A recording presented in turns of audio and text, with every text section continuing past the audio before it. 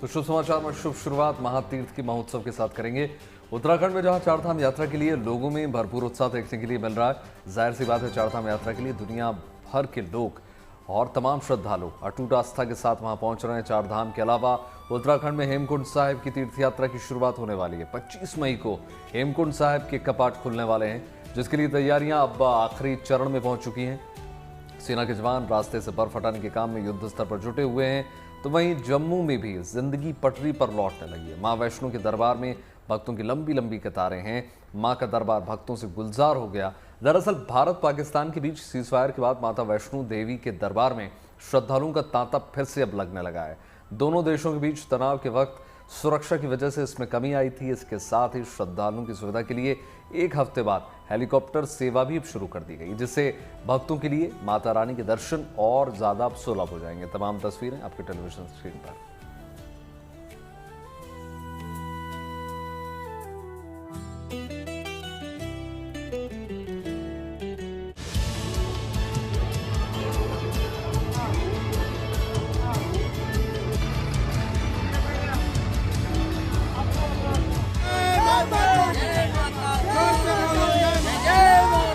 जय माता दी के जयकारों से गूंज रहा है माता रानी का दरबार।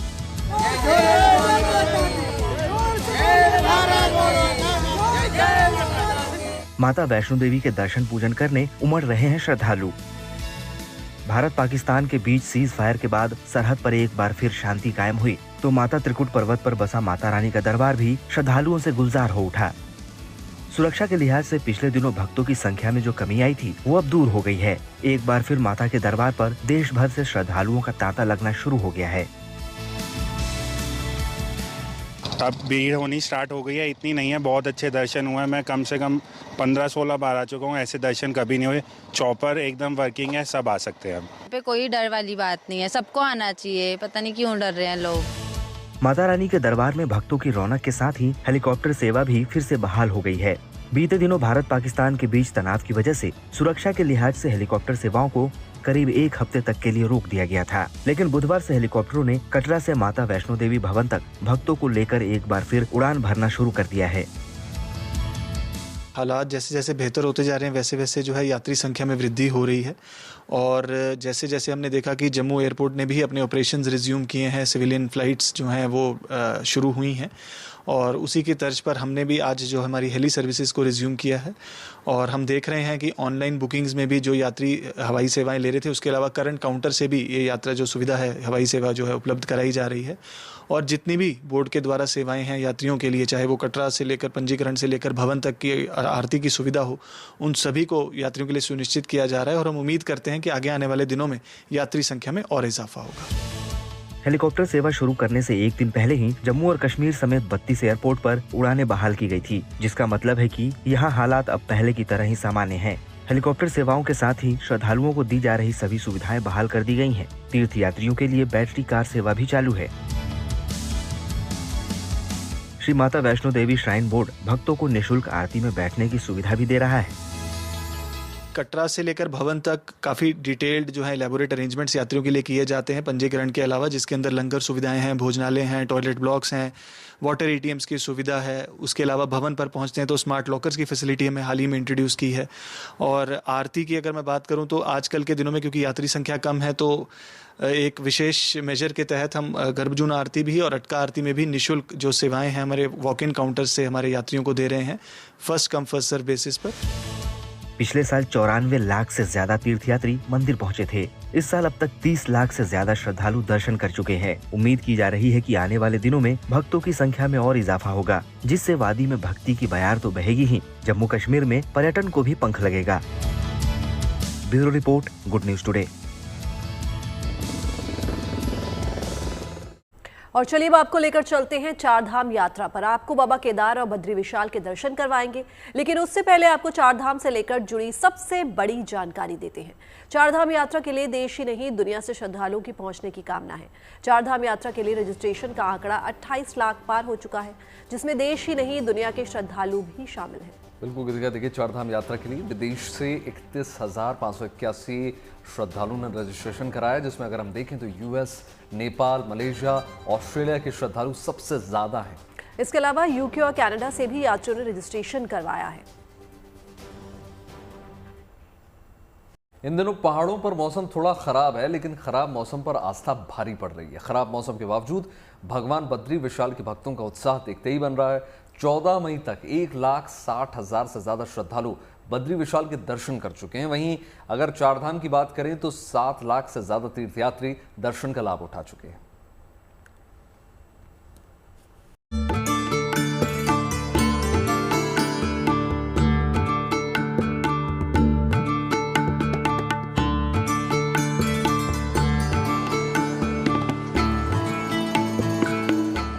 पहाड़ों के बीच स्थित भगवान बद्री विशाल के धाम की छटा निराली है। भगवान बद्रीनाथ के हर भक्त की ख्वाहिश होती है कि एक बार वो इस धाम में जरूर आए और भगवान के दर्शन कर उनका आशीर्वाद पाए। बद्री विशाल धाम को भगवान विष्णु का दूसरा निवास स्थान भी कहा जाता है। इसे धरती का बैकुंठ भी कहते हैं। धार्मिक मान्यताओं के मुताबिक भगवान बद्री विशाल के दर्शन से मोक्ष की प्राप्ति होती है। इस साल बद्रीनाथ धाम के कपाट 4 मई को खुले। तब से लेकर अब तक यहाँ दर्शन पूजन के लिए भक्तों का तांता लगा हुआ है। देश के कोने कोने से श्रद्धालु भगवान के धाम पहुँच रहे हैं। भक्तों की संख्या की बात करें तो 14 मई को शाम 7 बजे तक 1,60,885 श्रद्धालु बद्री विशाल के दर्शन कर चुके हैं। 14 मई की बात करें तो इस दिन 15,333 श्रद्धालुओं को भगवान बद्री विशाल के दर्शन का सौभाग्य मिला। खराब मौसम के बावजूद बद्री धाम में हर रोज 13 से 15,000 श्रद्धालु आ रहे हैं। यहाँ मौसम लगातार करवट बदल रहा है। अभी भी यहाँ बारिश और ठंड का मौसम देखने को मिल रहा है। माना जा रहा है कि मौसम में सुधार होने पर यहाँ आने वाले श्रद्धालुओं में तेजी से बढ़ोतरी होगी। तीर्थ यात्रियों की सुविधा के लिए प्रशासन ने पूरे इंतजाम किए हैं। रास्ते से लेकर धाम तक के सफर में हर तरह की सुविधा मिलने से श्रद्धालु खुश हैं। बद्रीनाथ धाम में यात्रियों को सुगम दर्शन हो सके, इसके लिए बद्रीनाथ केदारनाथ मंदिर समिति की ओर से नई व्यवस्था शुरू की गई है। भगवान बद्री विशाल के दर्शन की लाइन जो लक्ष्मी मंदिर के रास्ते जाती है, अब इसका रास्ता बदल दिया गया है। दर्शन के लिए जाने वाले श्रद्धालुओं की लाइन अब लक्ष्मी मंदिर के बजाय घंटाकर्ण मंदिर के रास्ते से जाएगी। ऐसा इसलिए किया गया है क्योंकि धाम में आने वाले श्रद्धालुओं की संख्या लगातार बढ़ रही है। एक व्यवस्था बद्रीनाथ केदारनाथ मंदिर समिति ने बनाई कि जो लक्ष्मी गेट है उस गेट से केवल यात्री बाहर आएगा और घंटाकर्ण गेट से यात्री पूजा पाठ आरती वाले वहीं से अंदर जाएंगे। और इस प्रकार की व्यवस्था एक सामान्य यात्री भी जिस रास्ते से आता है वहां से सभी पूजा पाठ वाले यात्री भी बाहर आएंगे। और इस प्रकार की व्यवस्था से अवश्य ही जो भीड़ देखी जा रही है ये हमें इसका लाभ मिलेगा और यात्रियों को भी इसका लाभ मिलेगा। बद्रीनाथ धाम के साथ साथ केदारनाथ और यमुनोत्री गंगोत्री धाम में भी श्रद्धालुओं का तांता लगा हुआ है। धाम में दर्शन करने के लिए लंबी लंबी कतार लग रही है। सभी चारों धामों की बात करें तो 14 मई को शाम 7 बजे तक 7,17,803 यात्री धाम के दर्शन कर चुके हैं। 1,26,000 से ज्यादा श्रद्धालु गंगोत्री धाम के दर्शन का लाभ उठा चुके हैं। वहीं 1,39,000 से ज्यादा तीर्थयात्री यमुनोत्री धाम के दर्शन पूजन कर चुके हैं। सबसे ज्यादा श्रद्धालु केदारनाथ धाम पहुंच रहे हैं। 14 मई को शाम 7 बजे तक 2,91,000 से ज्यादा श्रद्धालु बाबा केदार के दर्शन कर चुके हैं।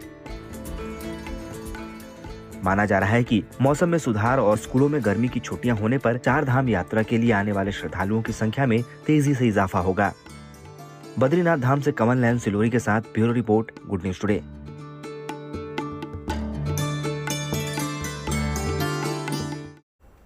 उत्तराखंड में हेमकुंड साहिब तीर्थ यात्रा की तैयारियां अब आखिरी चरणों में पहुंच चुकी हैं। सेना के जवान रास्ते से बर्फ हटाने के काम में जोरों शोरों से जुटे हुए हैं। हालांकि मौसम लगातार चुनौती पेश कर रहा है, लेकिन मुस्तैदी के काम में जुटे जवानों ने गुरुद्वारे तक कई फीट मोटी बर्फ को काटकर रास्ता बना दिया है। 25 मई को हेमकुंड साहिब के कपाट खुलने वाले हैं।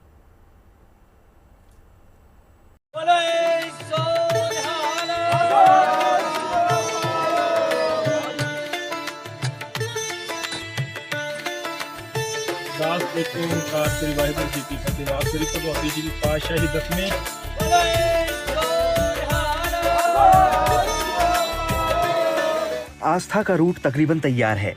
तैयारियां अंतिम चरणों में हैं।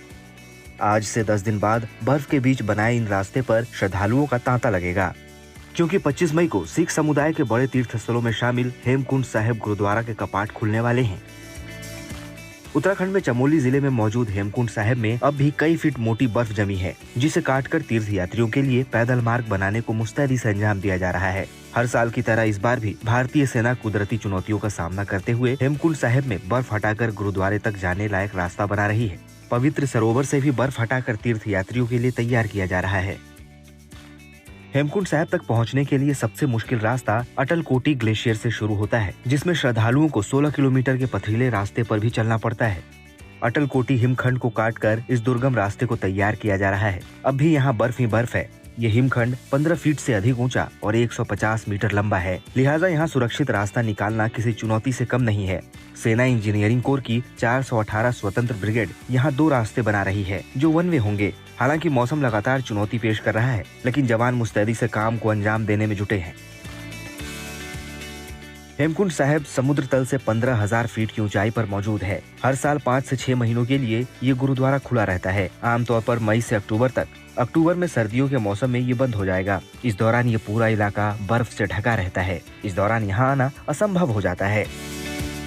25 मई को कपाट खुलने से पहले हेमकुंड साहिब के सेवादार तीर्थ यात्रियों के लिए जरूरी इंतजाम करने गुरुद्वारा पहुंच जाएंगे। 22 मई को ऋषिकेश से तीर्थ यात्रियों का पहला जत्था हेमकुंड साहिब के लिए रवाना होगा। ऐसे में इन जवानों की कोशिश है कि कपाट खुलने से पहले ही रास्ता पूरी तरह तैयार कर लिया जाए, ताकि तीर्थ यात्रियों को गुरुद्वारे तक पहुँचने में मुश्किल न हो। चमोली से कमल नयन सिलोरी के साथ bureau report, good news today.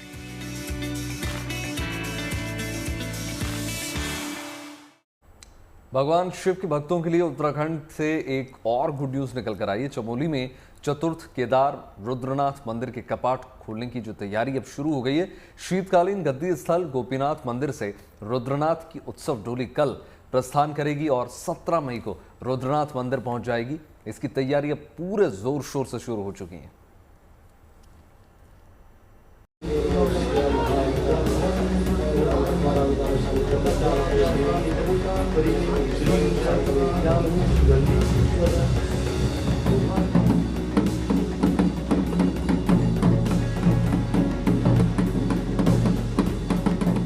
Uttarakhand में चतुर्थ केदार रुद्रनाथ मंदिर के कपाट खुलने की तैयारी पूरे धूमधाम के साथ शुरू हो गई है।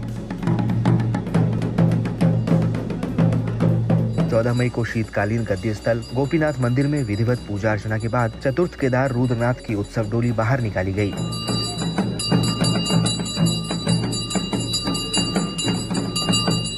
इस दौरान मंदिर में पहुंचे श्रद्धालुओं ने भगवान रुद्रनाथ की डोली के दर्शन किए।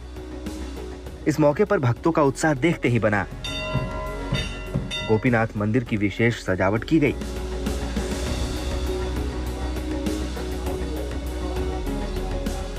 दो दिनों तक रुद्रनाथ की डोली गोपीनाथ मंदिर परिसर में श्रद्धालुओं के दर्शन के लिए रहेगी। 16 मई को रुद्रनाथ की डोली अपने मंदिर के लिए प्रस्थान करेगी और 17 को डोली रुद्रनाथ मंदिर में पहुंचेगी। 18 मई को सुबह 6 बजे रुद्रनाथ मंदिर के कपाट विधि विधान से श्रद्धालुओं के दर्शन के लिए खोल दिए जाएंगे। जेठ संक्रांति के दिन रुद्रनाथ भगवान जी की शीतकालीन जो भोग मूर्तियाँ यहाँ पर रहती हैं, वो आज बाहर आग में यहाँ पर दर्शन के लिए, सभी यात्रियों के दर्शन के लिए आज 14 तारीख और 15 तारीख को यहाँ पर सभी दर्शन भक्तों के लिए दर्शन के लिए रखी गई है। और 16 तारीख को यहाँ पर सुबह 11 बजे भोग लगने के तत्पश्चात यहाँ से डोली, भगवान रुद्रनाथ जी की डोली अपने ग्रीष्मकालीन जहाँ भगवान रुद्रनाथ जी का मंदिर है वहाँ के लिए प्रस्थान करेगी और उस यहाँ से रास्ते में सकर गुमगांव होते हुए रात्रि विश्राम के लिए पूर्ण बुग्याल को पहुँचेगी और 17 तारीख सुबह वहाँ से निकलकर शाम को रुद्रनाथ मंदिर में डोली पहुँचेगी और 18 तारीख सुबह ब्रह्म मुहूर्त में भगवान रुद्रनाथ के कपाट सभी दर्शनार्थियों के लिए खोल दिए जाएंगे। उत्तराखंड में केदारनाथ समेत भगवान शिव के 5 मंदिर हैं। इन 5 शिव मंदिर समूह को पंच केदार कहा जाता है। इनमें केदारनाथ, तुंगनाथ, रुद्रनाथ, मध्यमेश्वर और कल्पेश्वर महादेव मंदिर शामिल है। 5 केदार का वर्णन स्कंद पुराण के केदार खंड में किया गया है। पौराणिक मान्यताओं के अनुसार पंच केदार के मंदिरों का निर्माण पांडवों ने किया था। चमोली से कमल नयन सिलोरी के साथ bureau report, good news today.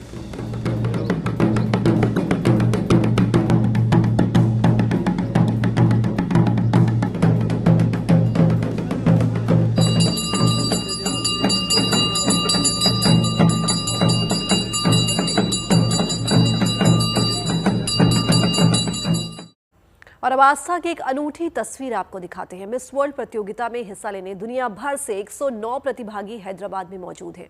दिलचस्प ये है कि मिस वर्ल्ड कंटेस्टेंट तेलंगाना के हनुमान कोंडा में बने 1000 स्तंभ मंदिर पहुंची। इन्होंने यहां फोटोशूट करवाया और नंदी से अपनी मनोकामना पूरी होने का आशीर्वाद मांगा। देखिए आस्था भक्ति की अद्भुत अनूठी तस्वीरों की झलक।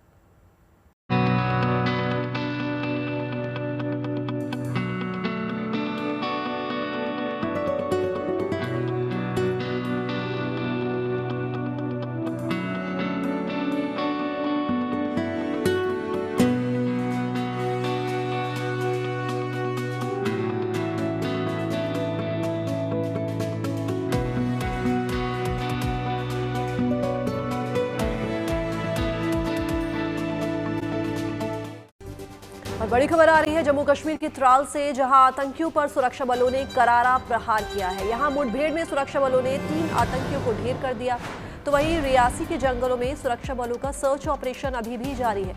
मारे गए 3 आतंकी जैश मोहम्मद संगठन से जुड़े हुए थे। इससे पहले सुरक्षा बलों ने शोपिया में लश्कर 3 आतंकियों का खात्मा किया था। आतंकवाद के खिलाफ सुरक्षा बलों का लगातार एक्शन जम्मू कश्मीर घाटी में देखने को मिल रहा है। तो सुरक्षा बल ने जैश के 3 आतंकियों को मार गिराया। रियासी के जंगलों में ये सर्च ऑपरेशन लगातार सुरक्षा बल और आतंकियों के बीच जारी है। तो आतंकवाद के खिलाफ सुरक्षा बलों की कार्रवाई लगातार जारी है।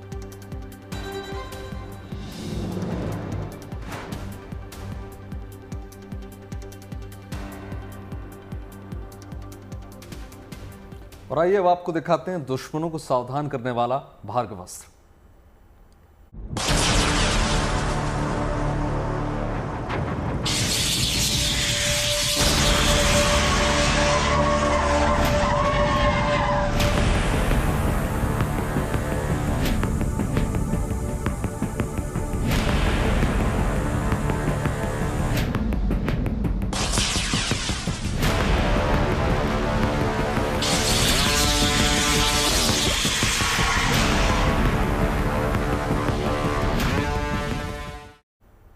तो गुड न्यूज टुडे पर आपको भारतीय सेना के एक नए अस्त्र की झलक दिखाते हैं। भारत ने स्वदेशी एंटी ड्रोन सिस्टम भार्गवास्त्र का सफल परीक्षण कर लिया है। यह अत्याधुनिक हथियार पाकिस्तान के स्वाम ड्रोन यानी झुंड में आने वाले ड्रोन को मटियामेट करने की ताकत रखता है। 13 मई को ओडिशा के गोपालपुरा सीवर्ड फायरिंग रेंज में इस प्रणाली के माइक्रो रॉकेट्स का कठिन परीक्षण किया गया, जिसमें सभी निर्धारित लक्ष्य हासिल किए गए।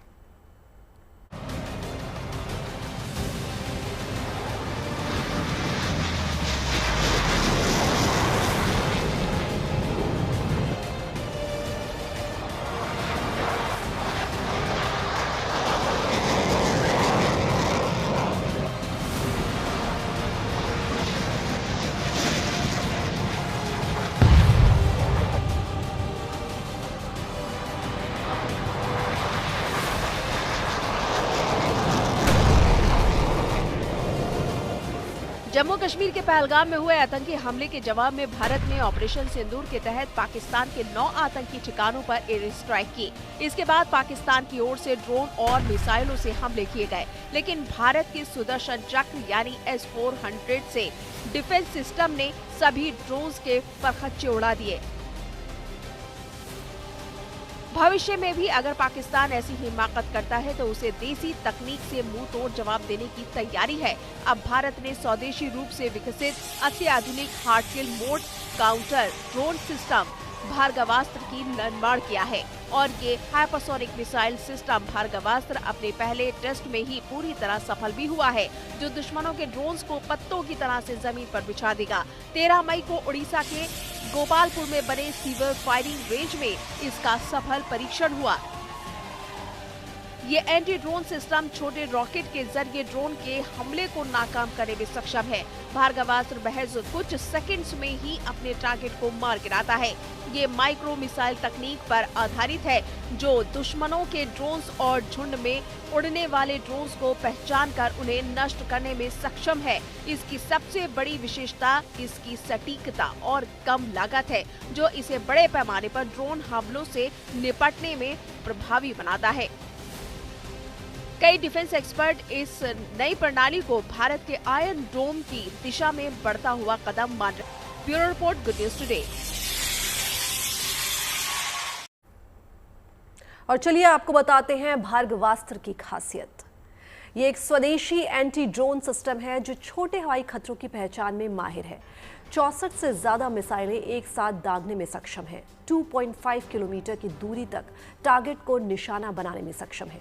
6 से 10 किलोमीटर की दूरी तक ड्रोन का पता लगाने की क्षमता रखता है। ये खतरा पहचान कर पहले उनको लॉक करता है, माइक्रो मिसाइल दागकर उनको तबाह करता है। बड़ी संख्या में हमलावर ड्रोन से एक साथ ये निपट सकता है।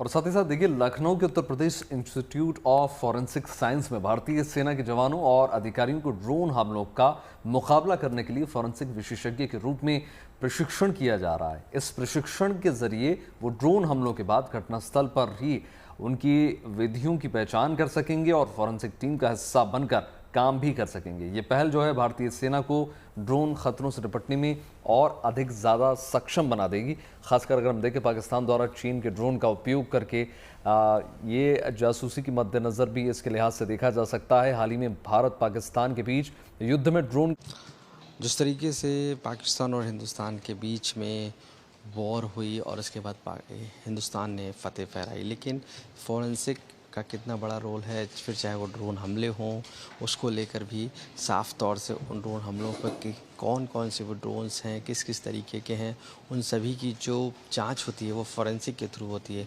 अब उत्तर प्रदेश के फॉरेंसिक इंस्टीट्यूट ने साफ तौर से ये दिखाया है, यहाँ पर आर्मी के जो जवान हैं उनको ट्रेनिंग दे रही है कि वो मौके से ही जब वो फील्ड पर मौजूद हैं तो वहीं से पहचान लें कि आखिर किस तरीके के फॉरेंसिक टूल के ज़रिए वहाँ पर यूज़ किया जा रहा है। तो ये आप जो ट्रेनिंग सेंटर है वहाँ पर ट्रेनिंग भी दी जा रही है और उस ट्रेनिंग में ये बताया जाता है कि किस तरीके से वहाँ पर जो ड्रोन्स हमले हुए या किस तरीके का जो एलिमेंट है वो सब वहाँ पर मिला।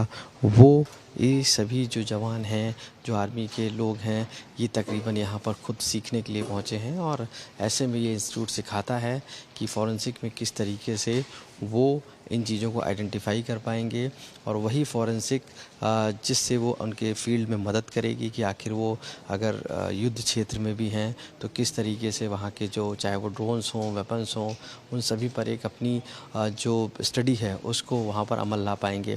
तो इस तरीके की भी तैयारियाँ पूरा इंस्टीट्यूट ये कराता है और उसी के तहत यहाँ पर कई जो जवान हैं वो सब ट्रेनिंग लेते हैं। फिर चाहे साइबर सिक्योरिटी से हो रिलेटेड हो या साइबर अटैक से हो, उन सभी जगह पर कैसे उसको प्रिवेंटिव तौर पे बचना है, ये एक स्पेसिफिक तैयारी इस उत्तर प्रदेश के इस फॉरेंसिक इंस्टीट्यूट में कराई जाती है, जो अपने आप में ही एक अनोखी और अलग तरीके की तैयारी है। इस बार भी जब देखा गया जो वॉर हुई उसमें भी ड्रोन्स अटैक हुए, जिस तरीके से डिजिटल अटैक हुए, उसको लेकर अब बहुत समय इंतज़ार नहीं करना होगा।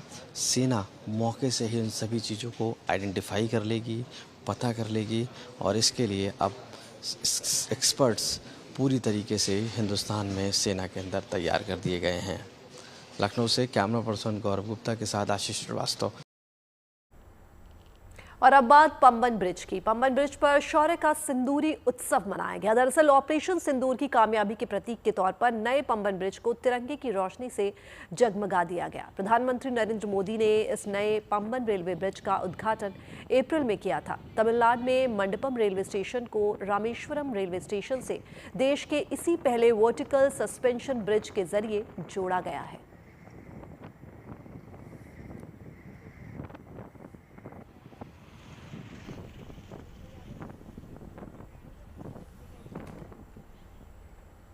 वही देखिए, कोलकाता में Birla industrial and technology museum भी तिरंगामय उसको किया गया। बिरला म्यूजियम को 18 मई को मनाए जाने वाले इंटरनेशनल म्यूजियम डे के लिए तिरंगे से बाकायदा जगमग किया गया। तस्वीरें देखिए, तीनों रंग आपको नजर आएंगे और शानदार लाइट्स के साथ इसको सजाया गया।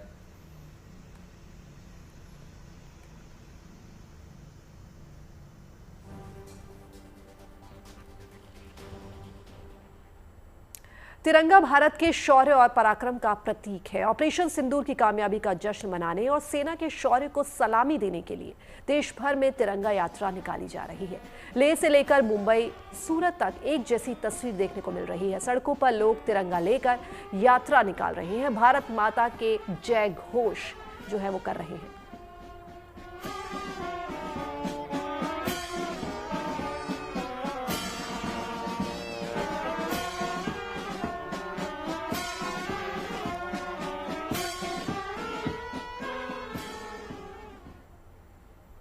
और देखिए, भारत पाकिस्तान के बीच सीजफायर के बाद हालत अब बेहतर लग रहे हैं। जम्मू कश्मीर से लेकर पंजाब और राजस्थान तक सीमा से सटे गांवों में अब जिंदगी पटरी पर वापस लौटने लगी है। सीजफायर के बाद पुंछ और अटारी जैसे इलाकों में स्कूल अब खुल चुके हैं और बच्चे जो हैं स्कूल पहुंचने लगे हैं। वहीं देखिए, अमृतसर में लगभग एक सप्ताह के बाद एयरपोर्ट को एक बार फिर से खोल दिया गया है। कुल मिलाकर अगर हम देखें तो सीजफायर के बाद सरहद से सटे इलाकों में शांति की हवा एक बार फिर से बह रही है।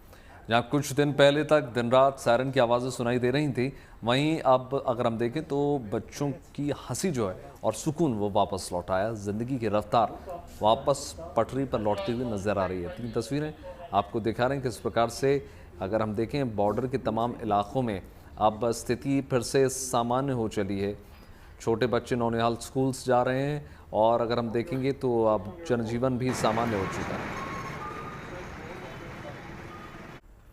देखिए, सैटेलाइट के जरिए बहुत अहम जानकारियां मिलती हैं। यही वजह है कि देश की सुरक्षा में सैटेलाइट्स के इस्तेमाल को बहुत ज़्यादा अहमियत दी जा रही है। इसी कड़ी में रक्षा मंत्रालय ने एक अहम और बड़ा फैसला लिया है, जिस SBS-3 प्रोजेक्ट के तहत उपग्रहों की तैनाती 4 साल में होनी थी, उसकी समय सीमा घटाकर अब महज 1 साल कर दी गई है। ये SBS-3 प्रोजेक्ट जो है होता क्या है ये और इससे होगा क्या, ये सब जानने के लिए देखिए खास रिपोर्ट।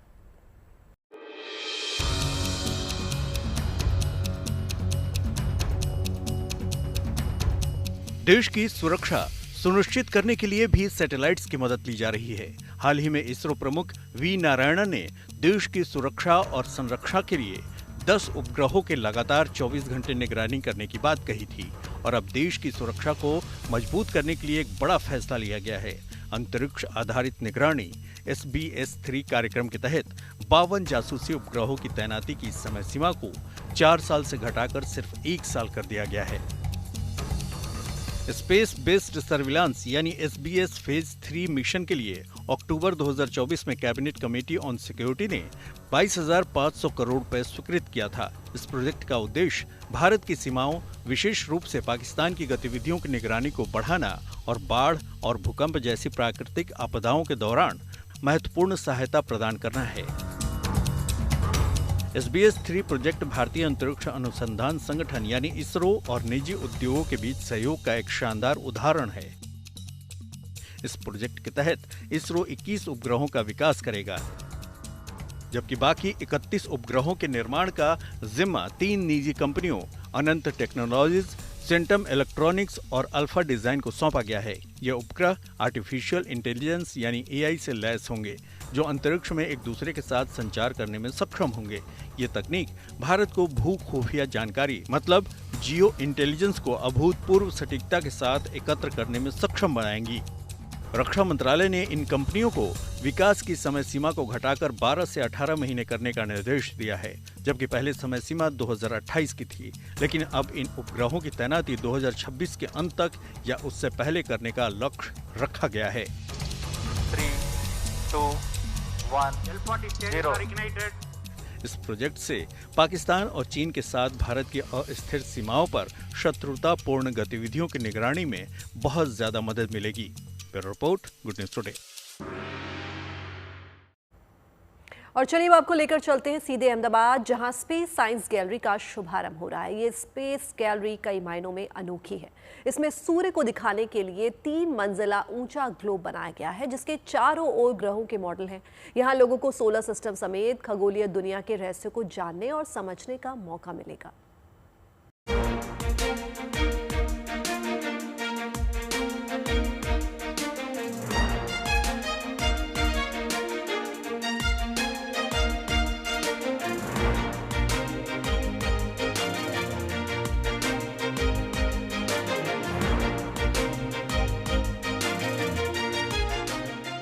गुजरात सरकार के विज्ञान और तकनीकी विभाग के तहत आने वाले अहमदाबाद के गुजरात साइंस सिटी में खगोल और अंतरिक्ष विज्ञान की ये नई गैलरी लोगों के आकर्षण का नया केंद्र है।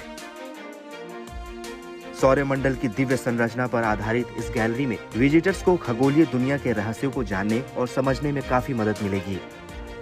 ऐसी ही एक गैलरी, तीसरी गैलरी हम ऐड कर रहे हैं जो स्पेस साइंस और एस्ट्रोनॉमी के सारे पहलुओं को दर्शाती है कि जो अभी मानव जाति है उसकी जानकारी में इसके जितने भी पहलू है उसको करीब करीब सभी को इसमें दिखाने का, दर्शाने का प्रयास किया गया है। गुजरात साइंस सिटी में astronomy and space science gallery का निर्माण 12,797 वर्ग मीटर में किया गया है। गैलरी के ठीक बीच में सूर्य का प्रतिनिधित्व करने वाला 3 मंजिल जितना ऊंचा विशाल ग्लोब बनाया गया है, जिसके चारों तरफ बाकी के ग्रहों की संरचना तैयार की गई है। गैलरी को 6 भागों में बांटा गया है, जिसमें बुनियादी बातें और इतिहास, वर्तमान मिशन, भविष्य के मिशन, सामान्य विज्ञान, सितारों और नक्षत्रों पर केंद्रित तारा और तारामंडल की जानकारी देने वाली गैलरी और एक वर्चुअल रियलिटी जोन है। इसमें काफ़ी सारे इंटरैक्टिव मॉडल है और एक मॉडल जैसा आपने देखा कि विजिटर या कोई भी विद्यार्थी वो अपनी पसंद का प्लैनेट बना सकता है और उसको जो पृथ्वी है उसके साथ कंपेयर कर सकता है। तो ऐसे बहुत सारे इंटरैक्टिव मॉड्यूल है।